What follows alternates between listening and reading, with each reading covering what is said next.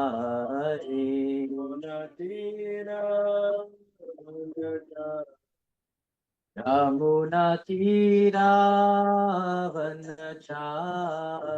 यमुना तीरावनचारि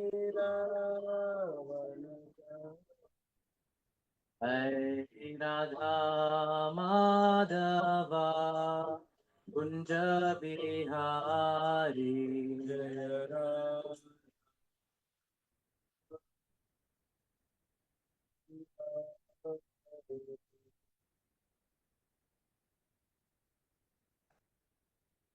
जय Vishnupad Paramhans परिव्रजकाचार्य अष्टोत्तर शतस्य Shrimad divine grace अभय चरणारविंद भक्ति वेदांत स्वामी श्लोक प्रभुपाद की जय विष्णुपाद परमहंस परिव्रजकाचार्य अष्टोत्तर शतस्य श्रीमद् डिवाइन ग्रेस भक्ति सिद्धांत सरस्वती गोस्वामी प्रभुपाद महाराज की अनंत कोटि वैष्णव वृंद की नामाचार्य श्री हरिदास ठाकुर की ग्रंथराज श्रीमद् भागवतम की। ओम नमो भगवते वासुदेवाय ओम नमो भगवते वासुदेवाय ओम नमो भगवते वासुदेवाय ओम नमो भगवते वासुदेवाय ओम नमो भगवते वासुदेवाय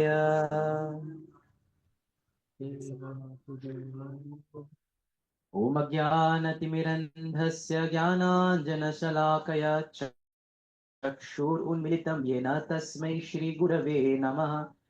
ॐ विष्णुपादाय कृष्णप्रेष्ठाय भूतले श्रीमते भक्तिवेदांत स्वामिनिति नामिने नमस्ते सारस्वती देवे गौरवाणी प्रचारिणे निर्विशेष शून्यवादी पाश्चात्य देश तारिणे जय श्री कृष्ण चैतन्य प्रभु नित्यानंद श्री अद्वैत गदाधर श्रीवासदि गौर भक्त वृंद हरे कृष्णा कृष्ण कृष्ण हरे हरे हरे राम राम राम हरे हरे।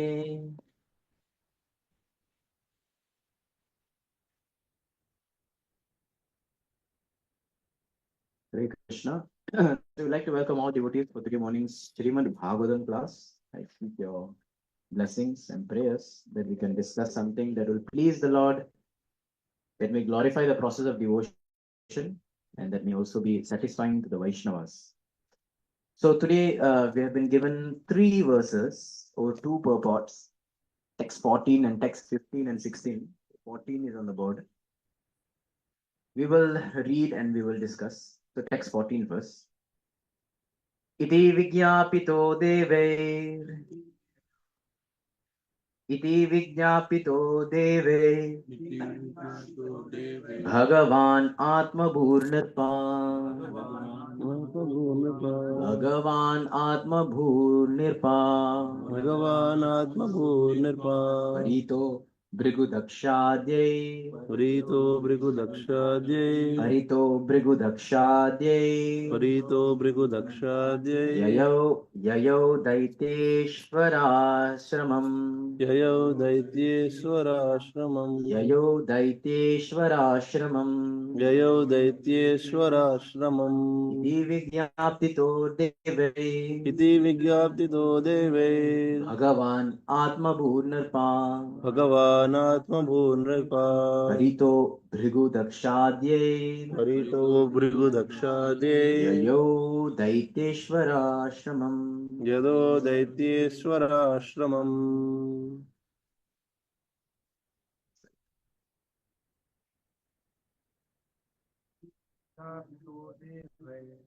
विज्ञापितो देवैर् भगवान् आत्मभूर्नृपा परितो भृगुदक्षाद्यैर् ययो दैत्येश्वराश्रमम् इति विज्ञापितो देवैर् भगवान् आत्मभूर्नृपा परितो भृगुदक्षाद्यैर् ययो दैत्येश्वराश्रमम्. Okay, word to word translation. Iti, thus, Vigyapite, informed, Devai, by all the demigods, Bhagavan, the most powerful, Atmabhu, Lord Brahma, was born from the lotus flower. Nirpa, O king, Paritah, being surrounded, Bhrigu, by Bhrigu, Daksha, Adhyayi, and others, Yayo, went, Daita Ishvara, of Hiranyakashipu, the king of the Daityas, Ashramam, to the place of austerity. Translation and purport by His Divine Grace, A.C. Bhaktivedanta Swami Srila Prabhupada. Srila Prabhupada Ki Jai. Translation: O king, being thus informed by the demigods, the most powerful Lord Brahma, accompanied by Bhrigu, Daksha, and the other great sages, immediately started for the place where Hiranyakashipu was performing his penances and austerity. So, Hare Krishna. So, today we're going to look at some discussion points. So, Krishna willing, we'll discuss 4 lessons that we can learn from the benedictions given by Brahma and the austerities performed by Hiranyakashipu, based on the purport that Srila Prabhupada has given. If we see this verse, there are very interesting words that are used. 2 interesting words. One is Bhagavan, which is used for Brahma. This we have seen in many places across Prabhupada's writings and in the Shastra, that Bhagavan denotes a very powerful person. So Bhagavan means one who has all bhaga, one who has all opulence. Generally, it denotes the Supreme Lord, but it can also denote other people. Sometimes Narad is called Bhagavan. Sometimes the great personality, Lord Shiva, is called Bhagavan. Here, Brahma is called Bhagavan. Now, one may argue, they don't have all the attributes of Bhagavan. Why are they called Bhagavan? This is the mercy of Bhagavan. The Lord is so, how do you say, not insecure that he's willing to share his title with someone, although they may not be seemingly qualified for it. Right? If a person is, let's say, not a crorepati, he has some lakhs, but you call him, hey, crorepati, becomes an insult, isn't it? But everyone still calls him crorepati, because he has more money than anyone else. But he's just a lakhpati. So similarly, and Shiva, they may not be Bhagavan in the sense of the definition given by the father of Vyasadev, but here they carry the same title. So that's interesting in this verse. So the first word is Bhagavan. Second, which is interesting, is Brahma. He was informed by the Devatas, right? He was informed by the Devatas, and he went to see Hiranyakashipu. And it's mentioned that here he went to the ashramam. In the word-to-word translation, Srila Prabhupada says, ashrama is the place of austerities. So whether, we all have Varna ashram system, where you have 4 kinds of ashramas. So in one sense, the purpose of an ashram is not only to give shelter, be it brahmacharya ashram, grihastha ashram, vanaprastha ashram, or sannyas ashram. The purpose of an ashram is not only to give shelter, but the purpose of an ashram is a place that we can perform austerities to better ourselves. And therefore, we encourage people to stay in one of the 4 ashramas. Right? We don't want people to be in between ashramas, because there will be no austerity, there will be no shelter. So it's a very interesting translation by Srila Prabhupada gives. Ashramam here means the place of shrama, the place where shram hote, where some mehnat hote. Okay, so these are the 2 interesting words from the beginning of this verse. Now let us go into the purport. In the purport here, it's mentioned that Brahma. Oh, I didn't read the purport, right? Purport by Srila Prabhupada. Lord Brahma was waiting for the austerities performed by Hiranyakashipu to mature, just like all the farmers are waiting for the mangoes to mature right now, isn't it? When the mangoes, pakega, everyone, not only farmers, everyone, visitors are more eager than the farmers.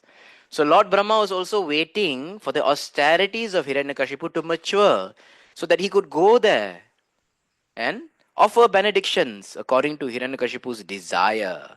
Now taking the opportunity of being accompanied by all the demigods and great saintly persons, Brahma went there to award him the benediction he desired. So this gives us a very beautiful lesson here, very clearly. So the first lesson we'll discuss today is how the devatas are bound by their responsible work, but the Supreme Lord is beyond obligations. We see here the word, it says that Brahma was waiting. When the austerities are complete, then he has to go. Right?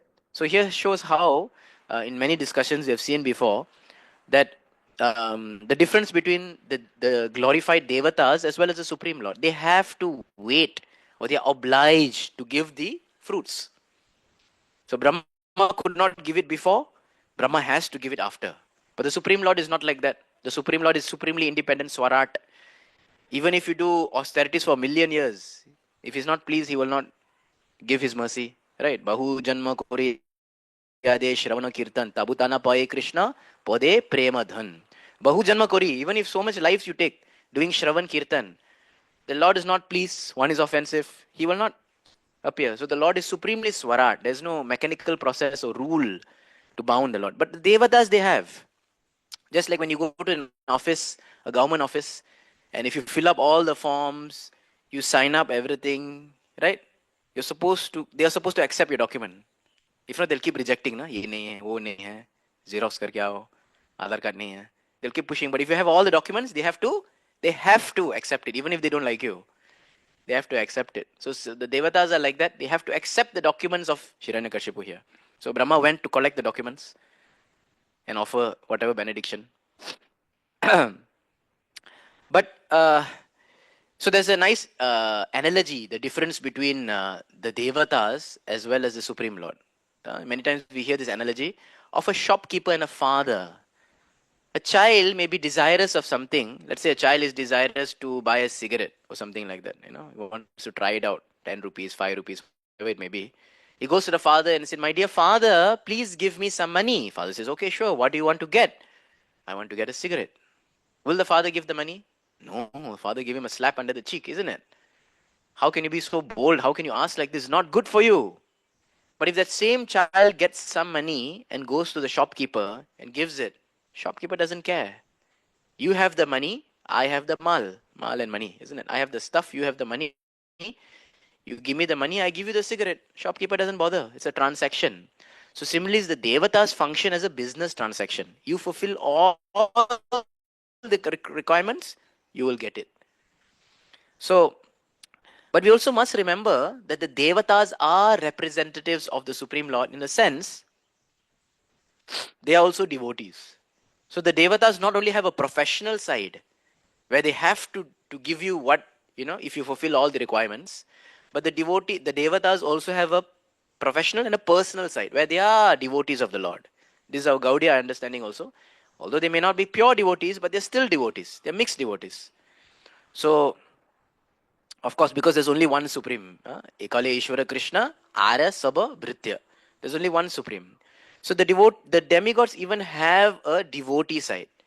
And therefore, if a jiva is a little sincere in his prayers, a little sincere in his approach towards that official, the devata may also bestow some benediction. We see in the Bhagavatam, Kubera bestowed some benediction to Dhruva because Dhruva was very sincere. He wanted bhakti.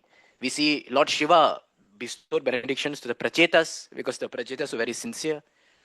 So, similarly, anyone in this world, if they approach any devata but sincerely, just like a person goes to a government office and he submits all his forms, but he says that actually, he shows some sincerity. Sometimes the government official feels a bit bad. He says, okay, I tell you what, you come 2 o'clock, right? The bank manager is free.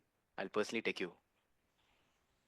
Right? You come 2 o'clock, lunch के बाद थोड़ा free है. I'll take you to the bank manager. बात करेंगे, हो जाएगा. Because you see, the person is so sincere, isn't it? Everyone is looking for sincerity in this world, yes or no? A teacher looks for sincerity in the students. The students look for sincerity in the teacher. Everyone, a shopkeeper is looking sincerity in customers, don't cheat me. Customers are looking sincerity in the shopkeeper, don't put something in my food. So similarly, the devatas are also looking for sincerity in the worshippers. When they find it, they will say, okay, now better you go and take Krishna Bhakti. That's the real stuff. So they have that capability. There are some interesting purports in Bhagavatam in the earlier sections where Srila Prabhupada writes about the worship of devatas. I'm particularly referring to 1.2.26. It's a nice shloka.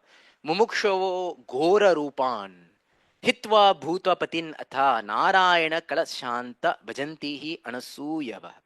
It's mentioned here that the devotees, the brahmanas who are, this 1.2.26, the devotees, the brahmanas who are situated in Sattvagun, they have no grudges towards the method of worship of others. So Vaishnavas do not mind how others are worshipping. They feel bad that this is the right method of worship, but we, okay, understand. They have no grudges.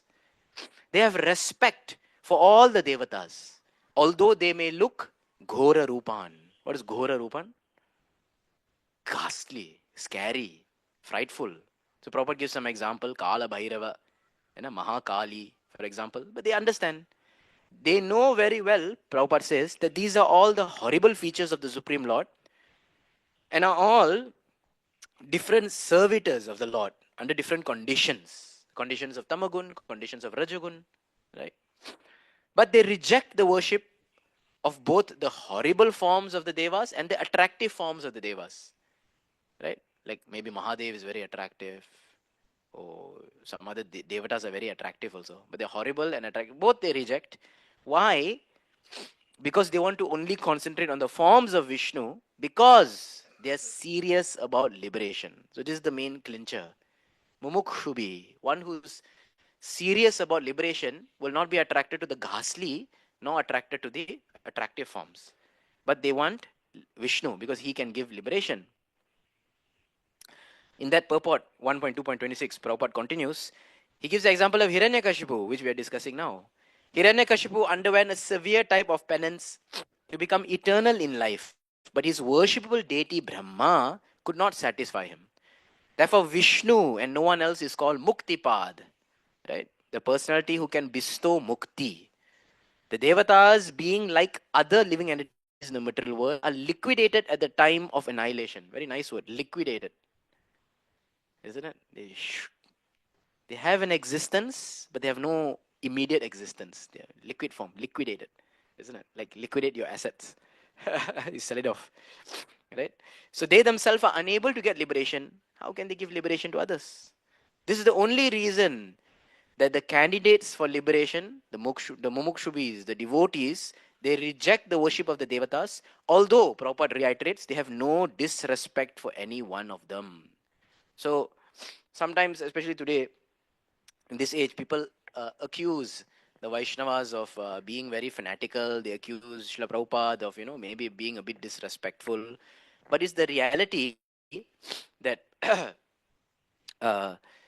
Srila Prabhupada writes very boldly, that those who are interested in liberation, they will not interest in the worship. So this is the only clause. If someone asks, like, why you don't worship so and so? No, I respect. We have here in our eco village an emblem, a symbol of respect, where we have, different devatas also, like Ganesh ji, Lord Shiva, Devi. So many personalities are there, isn't it?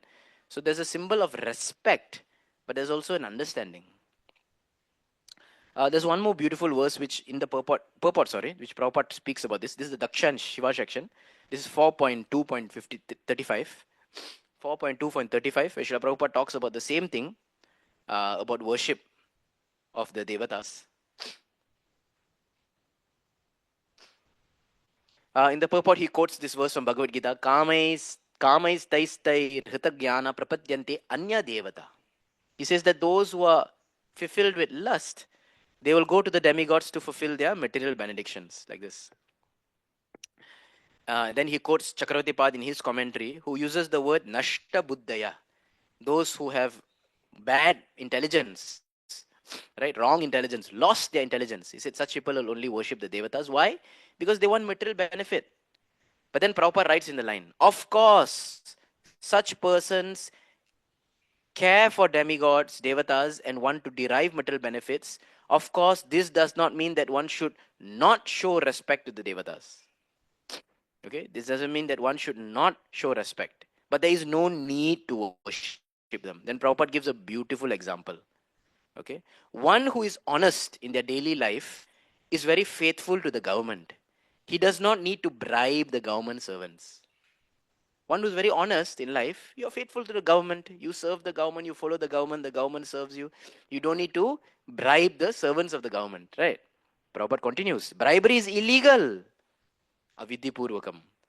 Bribery is illegal. One does not bribe a government servant, but that does not mean that one does not show disrespect. Right? You may not bribe the government servant, but there's no need to disrespect him also. Prabhupada mentions that. It's a very interesting example. Okay. Then a question in the next paragraph, Prabhupada writes, but there is a verse that Krishna says in Bhagavad Gita that worshipping the devatas is avidhi purvakam. It's just an indirect method. So that means worshipping God and worshipping the devatas are the same. But Prabhupada says the problem here, it is not regulated. Okay, the devatas are parts and parcels, but they're not the whole. Then Prabhupada quotes his analogy of watering the root and watering the plants. Last paragraph, Prabhupada writes as a conclusion, thus worshipping the Supreme Personality of Godhead, one can satisfy all the devas, but by worshipping the devas, one cannot completely worship the Supreme Lord because they're just parts. Therefore, worships of the devatas is irregular and it's disrespectful to the scriptural injunctions. So it's a very interesting understanding. This first lesson we get that Brahma is bound, obliged to fulfill the desires of Hiranyakasipu. Because people ask a question, Brahma knows that he is the largest terrorist, then why is he supplying arms to him? Brahma knows that Hiranyakashipu is a bad person. Why is he supplying power arms to him, making things even worse, isn't it? In today's modern day language we're speaking. So, but Brahma says, I'm helpless, right? I'm bound, I'm obliged. So, in summary, from this section of the first lesson, on these two purports that we see, I'll just summarize what we have seen. We have seen that there is no need to disrespect the devas, but there's no need to worship them. Why? First point, because they cannot offer liberation. Devotees are interested in liberation. They're not interested in the perks of life. The devatas are temporary, and therefore their benedictions are also temporary. Prabhupada uses this word, liquidated. But Prabhupada writes that although not worshipped, although the devatas are not worshipped, the Supreme Lord still can be pleased. One should not think, right? One should not think that by not worshipping the devas, they will become angry, God will become angry. Not like that, right? If you don't worship them, you can still worship the Supreme Lord. The devas are worshipped by those with lusty, who are lusty for material benedictions. Prabhupada gives an analogy. If you're faithful to the government, why to bribe the servants? So brilliant analogy. No? If you're already faithful to Supreme Lord, no need to bribe them, right? So someone may ask, it's avidhi purvakam. It's an indirect method. So can't I worship them also? It's indirect. Why is it not recommended? Because it's unregulated, right? It's irregular. It's disrespectful to scriptures. We see sometimes those who worship so many devatas. Monday for this, Tuesday for that, this and that. They're just looking for where the perks come. And if it fits their convenience, they will do it. If it doesn't fit their convenience, chalo, ye saal mein skip karenge. Isn't it? It happens like that. It's a very convenient seeking worship. Therefore, it's called irregular.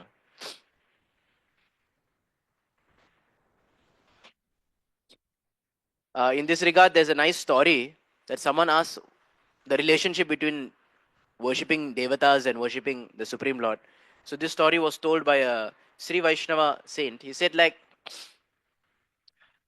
once there was a boy who was angry with his mother, fought with his mother. He got very angry with the mother. And he stormed out of the house. He said, I'm going to leave you. I'm not going to come back. Mother says, boy always does like this. He'll come back after some time. She waited. Nightfall came. The boy did not come back. My God, this today is very angry. So mother was thinking, what happened to him? Where has he gone?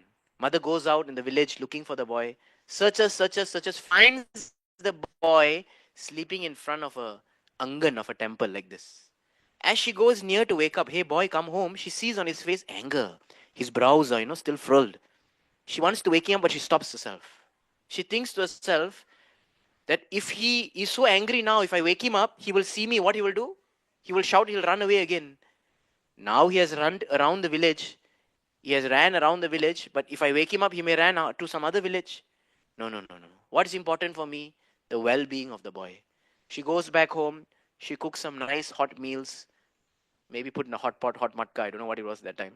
Anyways, hot matka, hot pot, whatever. She brings some hot meals, she brings some clothes. She kept it beside the boy, but she's thinking that, if he wakes up, he may see this and he says, "Oh, mother has found me." May kick it away. What to do? So she sees the temple pujari. She calls the priest. No, Babaji, please have this. And when this small boy wakes up, give it to him, but don't tell him it's from me. So pujari says, okay. The boy wakes up feeling very cold, tired, hungry. Pujari comes, beta, aa jao, khao, garam garam khana hai. And the boy is so satisfied. In the boy's mind, who does he think has supplied this to him? The pujari. He is so grateful to the pujari. In reality, who has supplied? The Supreme Lord. Oh, the mother. So mother is like the Supreme Lord. The Devatas function like this because we are so envious to the Supreme Lord. We are so angry with the Supreme Lord. Supreme Lord doesn't want to disturb us. Chalo beta, koi baat nahi. Dur raho. You stay far away, but still I have my attention on you through my medium. I found this story very beautiful. Right? Therefore, we should understand that they are just agents of the Lord. We show them respect. We can get their blessings also, just like we get blessings from seniors. Just we get blessings from big people. If a big musician comes, some famous or some Baba or something, even a Mayavadi sannyasi, we want to show respect. So someone in a big position, we understand they have been blessed by the Lord. So then why not we show respect to the Devatas? Right? So now let us this is the first lesson that we get, that the Devatas are obliged, but the Supreme Lord is independent. Even if we go on chanting million mantras, right? A million mantras a day, the Lord may come, they may not come. Right? I'm not scaring you. But this is just how it works. So let's look at the next section, text 15 and 16, which we are given today. And we'll discuss 3 more lessons from there. So the first lesson is from Brahma's benediction is that the Devatas are obliged, but the Supreme Lord is independent.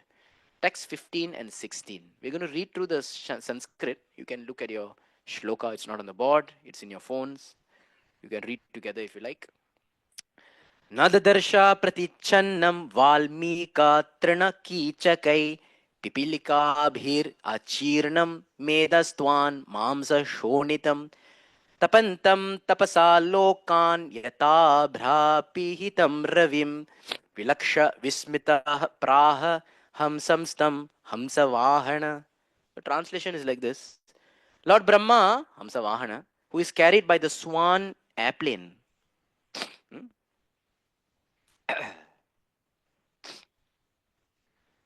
at first could not see where Hiranyakasipu was.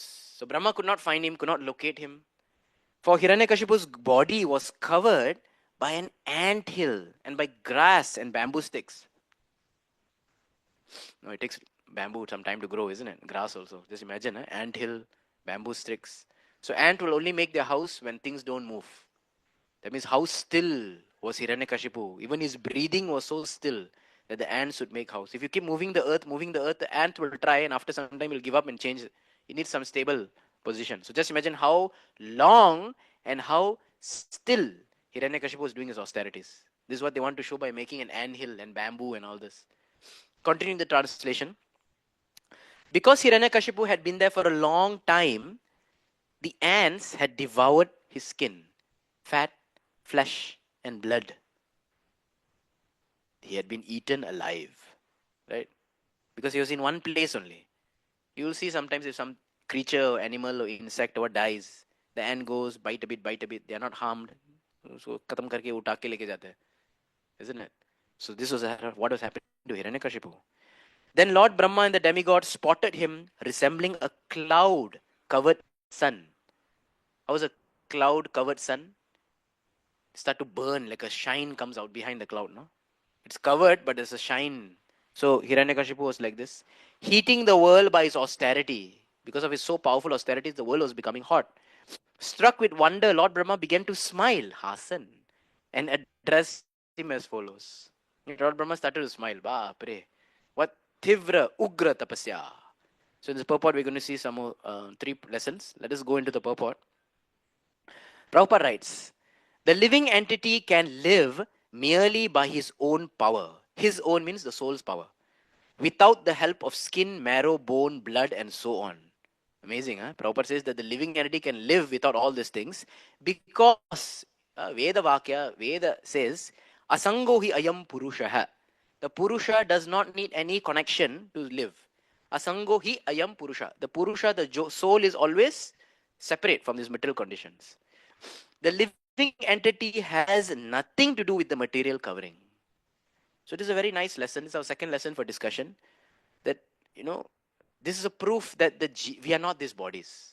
That even the body is frail, destroying, what do you call that, degraded, but still life can be there because life comes from soul, not from the heart, not from the kidneys, not from anything. Right. So we see many cases of people transcending body, especially yogis. They live on air, they live on water, they live on sunlight, they live on breathing. They don't eat anything. Right? They become so emaciated, but still they're functioning, still they're moving, they're talking, walking, they have strength, they have vigor.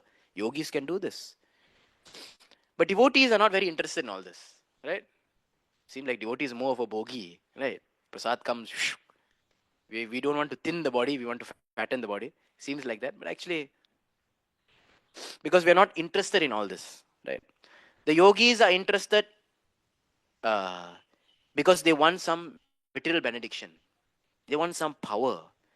But the devotees, they are not interested in all this because they have fearlessness. They are fearless from the dualities of this world, be it power, be it enjoyment, whatever it may be. Right? There's a nice verse in this connection how devotees are transcendental to the body. This is first canto, 18th verse, 50th chapter, 11850, where it's mentioned, Prayasha sadhava loke prairvandeshu yojita na vahante na hrishanti yata atma gunashraya.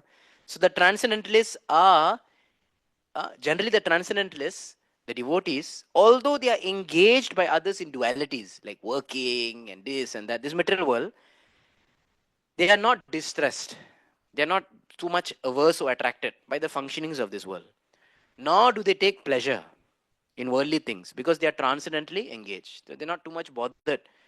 Like we see sometimes the yogis seem to be more determined. Isn't it? So much determination to fast, to do this and that. And devotees sometimes half day fasting come, we're like, oh my God, Krishna will understand. Isn't it? So many years I've done it. I don't have to do it now. My body is important. Who looks more body conscious? The devotee, we say, look at the yogi, strict fasting. But what is his desire? That the yogi wants power, the yogi wants this, the yogi wants that. We see all this. So this is a nice second lesson that we are not this body. Life is not dependent on his body. In future verses, you'll see how it's mentioned that he kept his life as within his bones. Right? Just haddi alone he can survive. It's very interesting actually how this can happen. So we continue reading the purport. Hiranyakashipu performed a severe type of tapasya, austerities, for many long years. Indeed, it is said that he performed the tapasya for 100 heavenly years. Since one day of the demigods equals 6 of our months, certainly this was a very long time.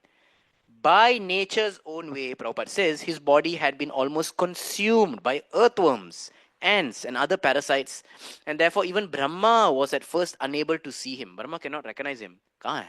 Isn't it? Later, however, Brahma could ascertain where Hiranyakashipu was, and Brahma was struck with wonder to see Hiranyakashipu's extraordinary power to execute tapasya.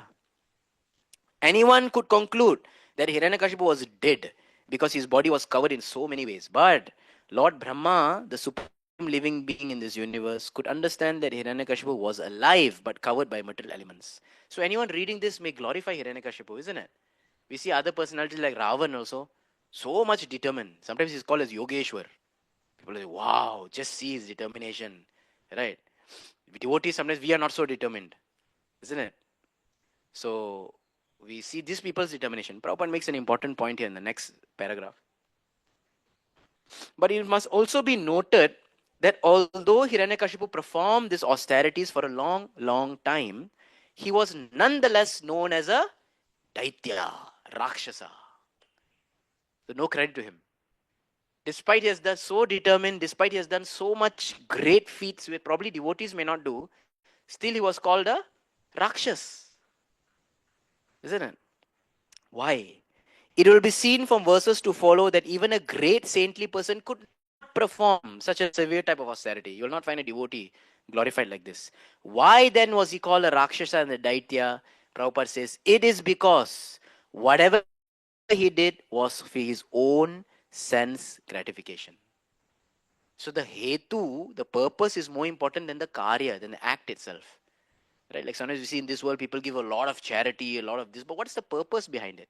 And sometimes we see people who may be failingly unable to perform, but they may very have sincere intentions, right? So the intention is also so important. So this comes a third lesson that we can get. First lesson we saw that the demigods are not the demigods are obliged. Supreme Lord is not obliged. Second lesson we saw that how actually, the soul is the source of life. We do not need these bodies in one sense. Those who know the art of keeping the soul within the marrow of the bones, they can live without even the body. So we are not these bodies. Third lesson we're going to see is that everyone has to gain something by tapasya. Everyone has to gain something by tapasya, but the results of your tapasya, good, bad, ugly, whatever it may be, depends on our intent. We have to gain something by tapasya. Nothing in this world can be achieved without some austerity. But the parinam of it will be seen depending on your intent. We see students, so much austerity to study, yes, right? You see even bad things. Bad people, for example, thieves or robbers, they do so much austerity, yes or no? Planning. I remember one story, those days I read one thief. That thief fasted for 40 days so that he become thin so that he can go through the gate. Gate has this, what do you call that? Iron bars, right? So he wanted to enter. He's like, could not enter. What did he do? 40 days he did fasting, Some sounds very thick, so that he could go through the iron bars. Can you imagine? Just to steal. So they do austerities. What about people like terrorists and all? So much austerity, planning, this, that, panic, tension, years maybe even of scheming and all this kind. It's a lot of austerity, isn't it? There's no peace in that. But they want to gain something. But after gaining it, right, the intent determines whether it was good or bad. So nothing great in austerity. Everyone has to do austerity, right? But what is the result of it depends on the intent. We see another example, Shastrik, like I mentioned, Ravan and all. We see Virkasur, so much austerity, heavy austerities he did. But ultimately what he wanted to enjoy Parvati. So what's the point of his austerities? So in one sense, we see so many powerful people in society today. Rich people, famous people, beautiful people. And we think, Are yaar. Sometimes parents look so ugly, the child born like a supermodel. The child born so beautiful becomes so famous. And when they show the photo of their parents, they're like, hey, how did this combination get this, We understand, as devotees, we understand it's all purva karma, something the person has got, right? So we don't know. These people could have been yogis in the past life, doing austerities for hundreds of years in some Himalaya, growing beards and becoming emaciated. But their desire was, I want to be beautiful. I want to be attractive. Wherever I walk, everyone must turn their heads and look at me. And for their austerities, they become a beautiful person in this world now. Man, woman, whatever, to enjoy. Now, seeing from this point of view, if you zoom out from this point of view, as a devotee, what we feel, is it worth it or worthless? Is it worth it or pointless? Pointless, isn't it? What's the point? 40 years of austerities, 100 years of austerities, just to get one lifetime of attraction. So many years ago, I remember, and actually even that attraction is short-lived, correct? Few days ago, His Grace Hari Madhaprabhu was giving class. He was mentioning an interesting point. That what was the fame or the terror of Hiranyakasipu? How long was it lived? 5 years, isn't it? Because Prahlad, he did all that austerities for 100 years of the Devatas, and he became famous for, or he became powerful for only 5 years. Because when Prahlad was 5 years old, he died. So if you think, 100 years, celestial years of austerities, only to enjoy for 5 years. So when devotees zoom out of this, time pass. Like Prabhupada says, one gulab jamun. What is the cost? $1 million. Will you buy it? Nobody in the right mind would buy it, isn't it? So similarly,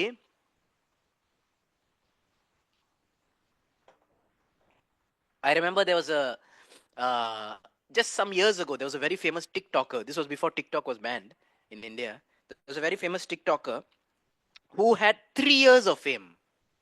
3 years of fame. He became so big. The Mumbai guy, right? Became so big. All the youths were crazy after him. And this guy had he was an overnight success. And he attracted all the boys, all the girls. Undoubtedly, I don't know he was talented or not, but he looked very good.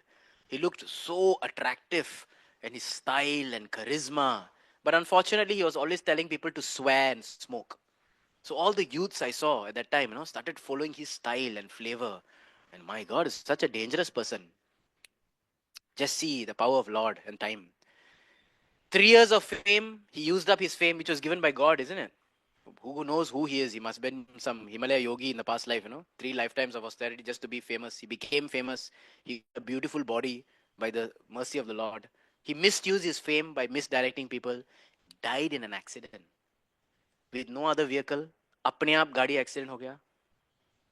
He was the only one in the vehicle. 12 बजे रात को मर गया highway पे. अपने आप खलास. He came up one day like a mushroom, and next day it's gone. Right? In Tamil, there's the saying, நேத்து முழிச்ச காளான். Yesterday's sprout mushroom. What's the point? Because mushrooms, I'm not sure. We don't eat mushrooms. I'm not advocating, but I'm just saying that if you see mushroom, lifespan is very short. One night it comes out, next day it's gone. Like that. So he was like a mushroom. Just think. And the whole world is crying. Till today, he has become 10 times more famous than he was before. In 3 years, he had 6 million followers. In 3 years, 6 million followers. Now it has grown even more. So even after he's dead. Can you imagine? He's more famous after he's dead. And yet 3 years means how many videos you'll make? That time, That time when TikTok was still around. How many videos? He probably had around 20, 25 videos. That's it. But probably his desire was that Krishna fulfilled his desire, but removed him, erased him from history. So pathetic, isn't it? So today we see a lot of rich people, powerful people, beautiful people. We should understand that these people are just, taking the fruits of their austerities.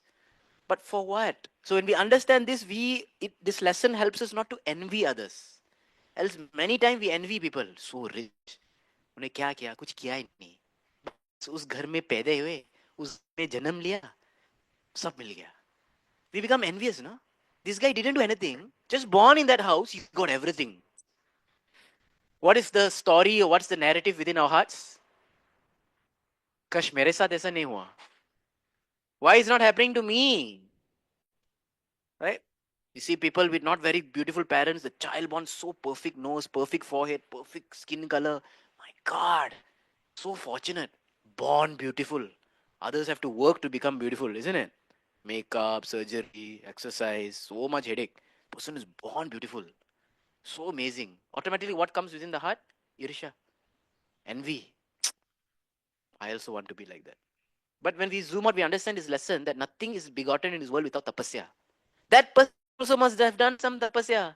And if later you come to know that for the past 4 lifetimes, that person was a Himalayan yogi or some Agori Baba or some, Kumbh Mela Sant or something, then you see that Kumbh Mela Sant 3 lifetimes ago have now become a supermodel. Right? Only to work for the next 6-8 years. Then she also becomes old. Fayda hai kya? Immediately your envy also goes away. See the power of time. Take shelter of the power of time. Kala Rupa Bhagavan. Right? So we know that Krishna has given because they are deserving. Why to be envious? Prabhupada continues the purport which we are reading at hand. His son, Prahlad Maharaj, whose son? Just checking. His son, Prahlad Maharaj, was only 5 years old. So what could Prahlad do? Yet simply by performing a little devotional service, according to the instructions of Narada Muni, Prahlad became so dear to the Lord that the Lord could save him. Whereas Hiranyakasipu, despite his austerities, was killed. Prabhupada draws here a contrast. This guy did hundreds of years, divya years of tapasya. Lord didn't like him. This boy, 5 years old, what tapasya he did, Lord protected him. Prabhupada writes this line next. That is the difference between the devotional service and other methods of perfection. Important line. One who performs severe austerities for sense gratification is fearful to the entire world. One who performs severe austerities of sense gratification is for sense gratification is fearful. We saw the example of terrorists who do so much of austerities, but for their sense gratification, to put our name, to put our mark, for me to conquer. They create a great bhaya, fear in the world. Whereas, proper contrast, a devotee who performs even a slight amount of devotional service is a friend to all. Suhridam sarvabhutanam.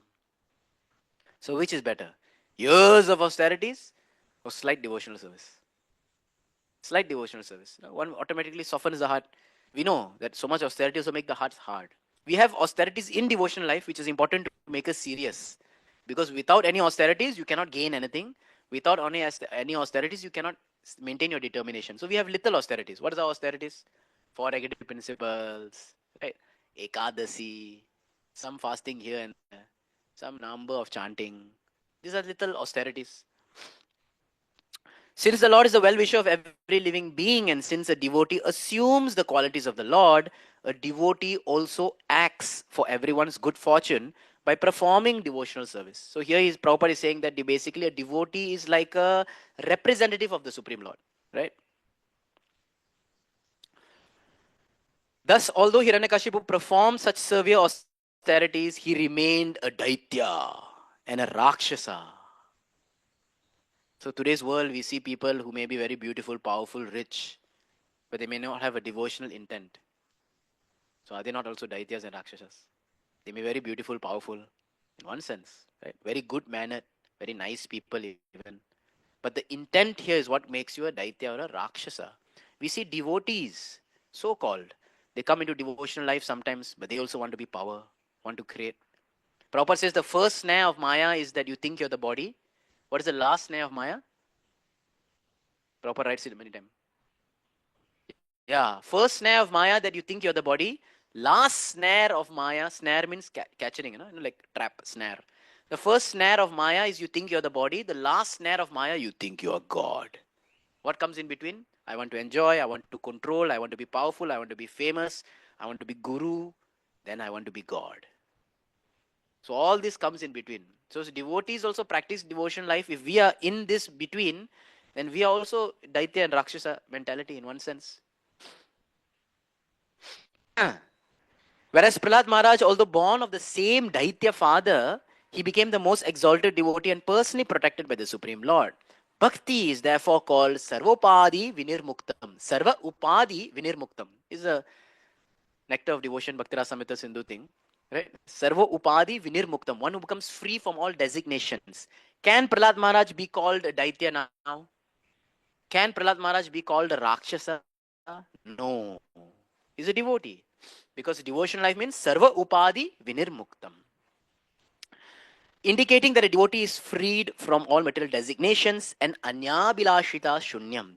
He's situated in the transcendental position, free from all desires. So just summarizing this section, this is the fourth lesson we get from this purport, how the difference between sense gratification and devotional service. Both require some austerity. Austerities for sense gratification, austerities for devotional service. So we'll compare. You can, in your mind, you can imagine a table. Sense gratification, austerity, sense gratification, austerities in devotional service. Right? Imagine a table. First point. Austerities in sense gratification, austerities for sense gratification are scary. Yes or not? Like Vrikasur, he got this power and he started. It is scary. Why? Because you're always trying to exploit others. You're doing austerities to exploit others. Like sometimes there's a lot of story of people doing black magic. They'll sit in one place. I'm not teaching you, I'm just saying. They'll sit in one place and do so-called puja and this and that for years together just to harm that person. So much austerities here. A lot of money, time, isn't it? Some people, they go to the graveyard and they dig up a dead body to use all this kind of things, It's all black magic stuff. Isn't it not effort? मेहनत ना, रात को जाना पड़ेगा, कोई पकड़ ना जाए. You have to dig, make sure you don't get scared first. isn't it? Do all this kind of things. So, Lord, so their austerities is for exploitation because it is selfish. Now, if you contrast devotional austerities, it is friendly. The others are scary. This is friendly. A devotee does austerities, but they become, create friendliness with others. People become, they like them. For example, we see sometimes, a beautiful example here only, because devotees practice, so even animals come towards them. Although we may not be wanting them to come, but they do come. They find it non-threatening, isn't it? They find them non-threatening. Have you not seen animals in the city? The cows and the bulls, they're very fearful because the whole life people have been torturing them. Devotee who practice austerities, they become friendly. Why? They don't seek to exploit, they seek to elevate. There's a difference, exploitation and elevation. We seek to elevate others, not to exploit others. People keep pets. I'm having a long discussion with one animal rights friend of mine. So people keep pets to make them submissive, to exploit them, to control them. Doggy, come here. It gives me sense gratification. Devotees may keep pets, like we have so many animals here. In one sense, they are not our pets, but we take care of them. But our desire is also to see them elevate. Yes or not? Sometimes they come to the temple, take darshan. Darshan ho gaya, chalo, chalo, chalo, niklo. Or we give them prasad only. So a devotee in that sense, their austerities, their difficulties we are doing, want to elevate. Because there is selflessness. That is the first. Next, sense gratification, austerities for sense gratification does not create any good fortune for anyone. Does not create any good fortune. You're doing austerities to enjoy something. There's no good fortune, right? It destroys the self. It destroys others also. There was once this very powerful or rich, I don't know which is it, but he's like, he has thousands of women which he enjoy. Powerful person, rich, maybe business person, or I don't know. So he has so much women which every day he enjoys, and all these young girls are coming to him, although he's an old man, because he has money. And someone from outside is thinking, wow, this guy is enjoying, this girl's also enjoying. But in reality, he's exploiting or destroying his own body. Ultimately, he died of some, STD. And the girls also, he's just exploiting them. So destroying yourself and destroying others, isn't it? Whereas sense gratification, austerities in devotional service create Vishwa Kalyanam, create actually good being in the whole society. Devotees who perform austerities, they actually improve the entire atmosphere. Many people, when they come to GV, Govardhan Equilibrium, any temple of Srila Prabhupada, or any temple in general also, they feel like, Prabhu, yahan ka vibes bahut acha hai. Now modern day term, vibes, isn't it? Vibes bahut acha hai. So it's because of, the austerities of devotees who keep chanting, practicing. It's Vishwa Kalyanam. Last point, austerities for sense gratification is Sarvopadi Samyuktam. It binds you to more designation. Because when a person does austerity, he identifies himself. I'm a yogi, I'm a Baba, I'm a Aghori, I'm a this, I'm a that. He becomes more identified with his position, right? The student becomes, who studies so hard, I'm a doctor. Isn't it? Like sometimes people who do not enter medical school, they may end up doing dentistry. And they feel like dentistry is second class. Correct, Adikesha bro? They feel like dentistry is like, they feel maybe second class. Everyone says the MBBS guy is like doctor. To dentist hai kya? If someone calls it doctor, please come, he feels. So of course he's a doctor only. It's a different feel of minds. So the more austerities you do, someone studies so hard, does all these things. Sarvopadi samyuktam. He wants to identify with that upadi only. So austerities for sense gratification make you more bound to the upadis. But austerities for devotional service is sarvopadi vinirmuktam. As we perform devotional service, we don't want to identify.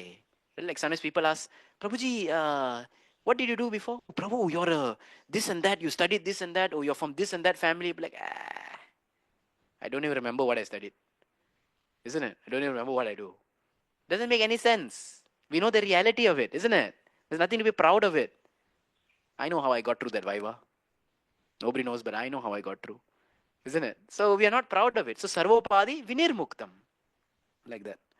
We'll end with the last shloka, which is talking about how goal of life is not for sense gratification but self-realization, which is in theme with our fourth lesson. So there's a verse that comes in the first canto, second chapter, 10th verse of Srimad Bhagavatam. Kamasya nendriya pritir abo jiveta yavata jivasya tattva jignasam narto yascheha karmabi. He said life is not meant for indriya priti, but life is meant for tattva jignasa. Human life is not meant for gratifying the senses that you can get in any species. There are 8.4 million, 84 lakh species to choose from. So, kamasya na indriya priti. Life is not meant for gratifying your senses. Life is meant for tattva jigyasam, to inquire higher things in life. Be intelligent, they say like that. So, I'll just summarize what we discussed today. In 3 verses, 2 purports, we solved 4 lessons. Okay, in 3 verses and 2 purports, we saw 4 lessons. The first lesson is how devatas are obliged, but the Supreme Lord is not obliged. So there we discuss how, the purpose of devata worship. We discuss so many things about how is it avidhi purvakam, why. We saw some stories, how the relationship, why Lord keeps devatas. Like that, we had quite a good discussion on that. Second lesson, we saw that how we are not these bodies, that life itself actually does not depend on this body. One knows the trick, like how Hiranyakasipu could keep his soul circulating within his bones. So we also understand that we are not this body. Third lesson, we saw that everyone needs to gain something by tapasya. Without austerities, you cannot gain. But the result of which depends on our intent. The result, can be good or bad. It depends on our intent. But tapasya is needed. Without austerity, you cannot gain anything. Fourth lesson, we saw the result, the difference of the result.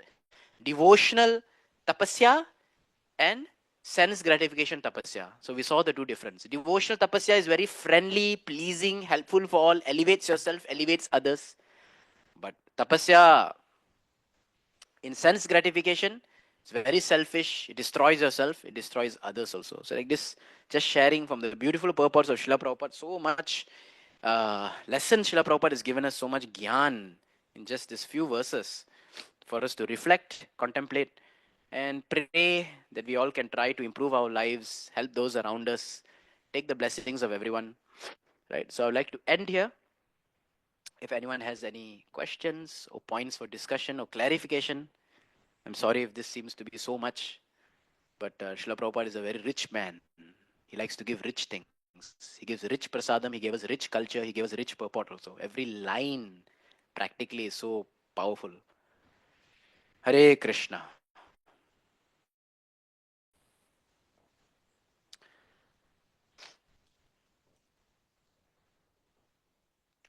His Grace Adi Keshav Prabhu doing some service.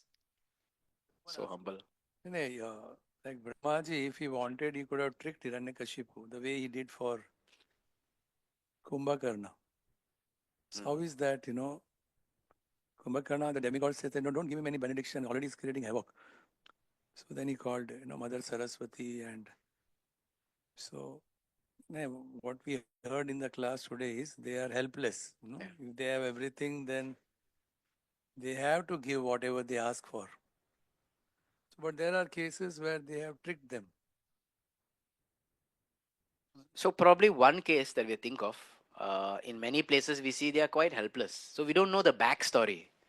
Could be the Lord's desire who gave Brahma the idea, sent Saraswati, you sit on, I already have to deal with so many brothers. Ek to shant karo, baad mein dekhenge. We don't know whether how the Lord's hand in this. Because when suddenly someone gets a spurti, someone gets a, what do you call a spurti? Inspiration in the heart. Actually, it's a reminder from Paramatma only.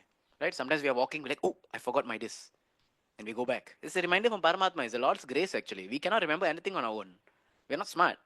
So this is one case we see, but in general, the underlining rule is that the devatas are bound. They are obliged. So maybe it's a, I don't know the backstory. Maybe, perhaps. If there's any other incidents, yeah. He needs mic. Yeah.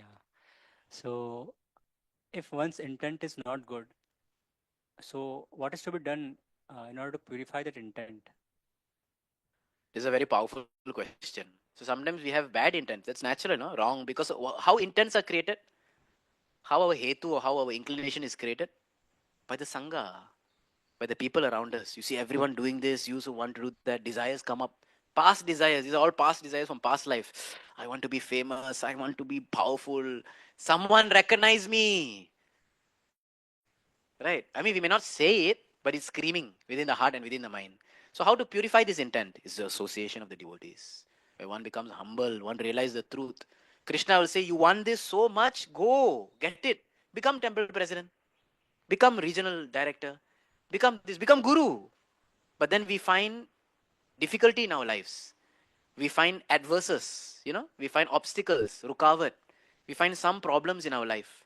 Then we realize these problems are actually Krishna's very loving, fondling taps. And I told you not to go this way, not to go this way. Why you're heading this way? Turn, turn, turn. But the headstrong jiva overlooks all this problem. Right? Even despite warning once, warning twice, warning thrice, still he goes. I was just suddenly remembered that okay, let's not talk about others also. Let's talk about our own society, right? Let's talk about our own temple also. So, there was one boy who was junior than us in Chobati, junior than us. So he wanted to join the ashram. Seniors told that you're not fit. Based on their experience, they are experienced people. They one look, they understand. This boy got really offended. Instead of taking the advice of the seniors, he got really offended. Why are they stopping my dedication? So he said that now I'm going to go to a different state and I'll preach there. So he told the senior that, okay, you're not allowing me to join, no problem. I want to go to a different state and I'll preach in my own mother tongue, my language. So senior said, okay, go there, but take shelter for devotee. The devotee goes, take shelter for some time. One temple, again same issue comes, conflict with authority.